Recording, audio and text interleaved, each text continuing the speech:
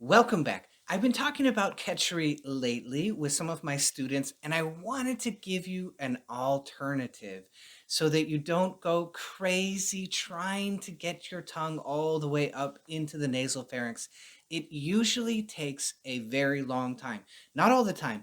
I have met a few yogis where the geometry of their mouth and the flexibility of their tongue allowed for them to put the tongue right up into the nasal pharynx, and I was blown away. But usually, for most of us, it takes years to accomplish Khechari. If you can touch the tip of your tongue to the uvula, that is quite an accomplishment. Okay, so it takes quite a while to be able to do it. So, what are the alternatives? How can I get some of that benefit into my meditation? And what exactly is the benefit? So, let's get into it.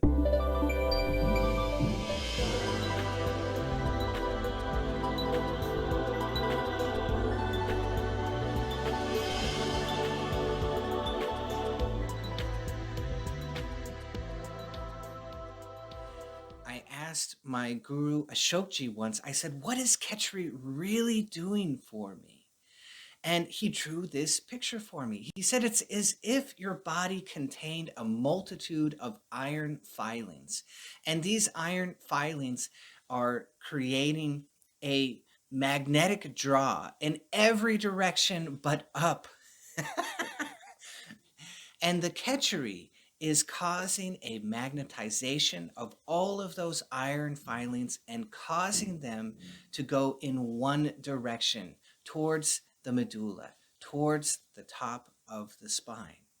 So, what he's saying is it gets us into our upper nervous system, it draws us towards the heart, which is love, and the throat, which is joy and wisdom and inspiration, and the medulla, which is a center of knowing and the download phase. It's pulling us up towards these things.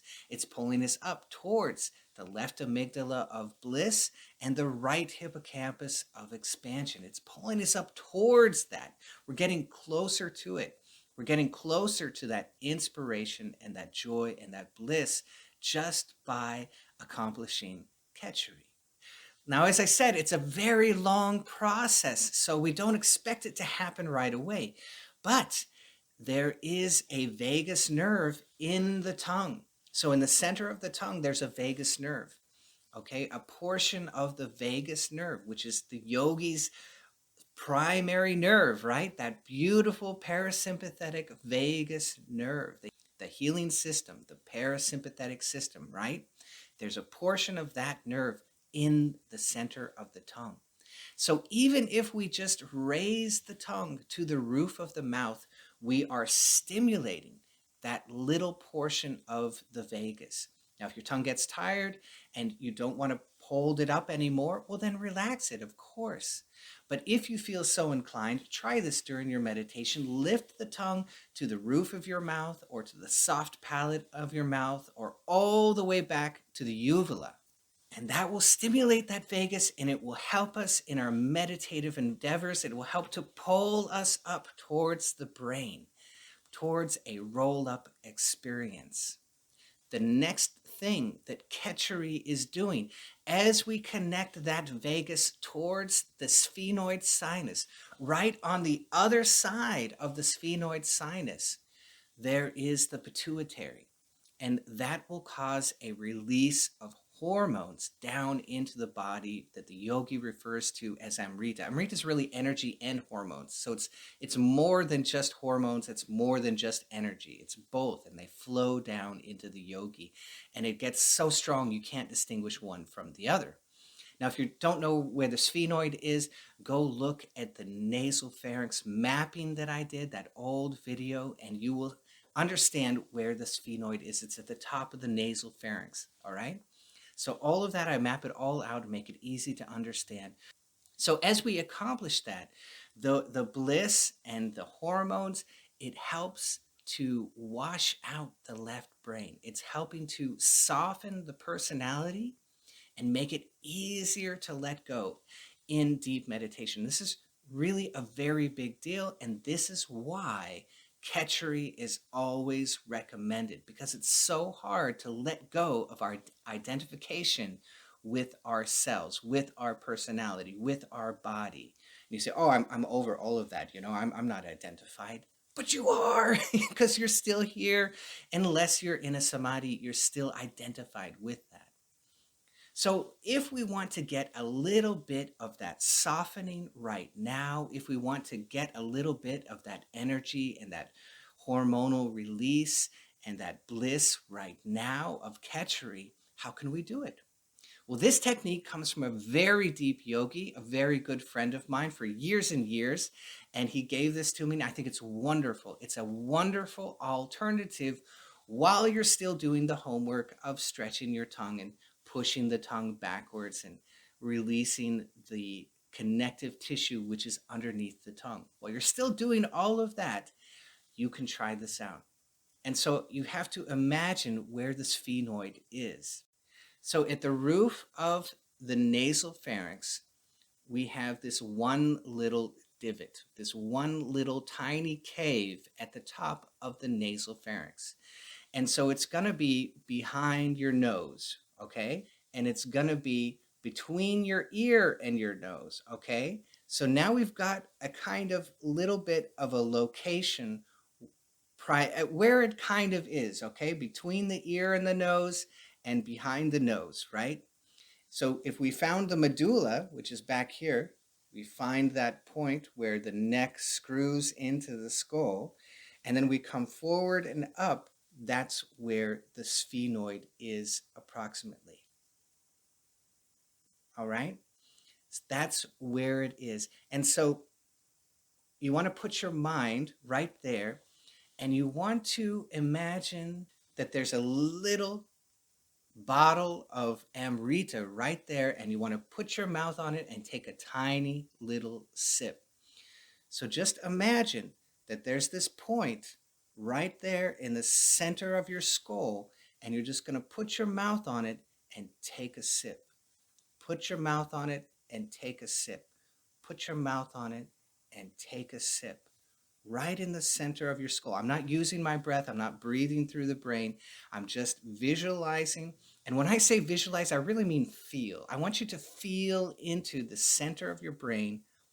You can put your tongue to the roof of your mouth and follow the tongue straight up about that much until you get to the center of the bottom of your skull. So here's the skull, right? And you're at the bottom of it, right?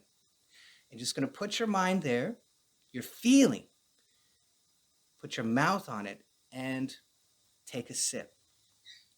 And take a sip. And take a sip.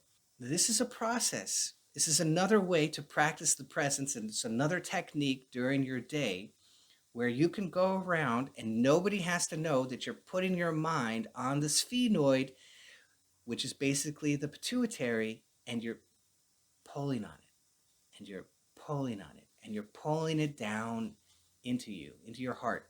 Pull it down. Put your mouth on it and take a sip, right? You're pulling on it over and over again.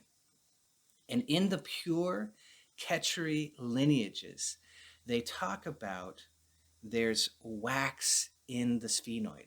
So they're trying to stimulate the sphenoid very gently with the tip of the tongue, and they say that there is wax in the sphenoid.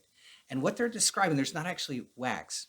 Maybe there's some blockage there, physical, but the most of it is energetic. They're trying to create an energetic connection between the vagus and the tongue and the pituitary above. And so they say in between, there's a little bit of wax. And so it takes a little bit of stimulation and stimulation and stimulation, and the wax goes away. And now the vagus and the tongue and the pituitary are directly connected energetically, right? And that's when the hormones flow through the sphenoid.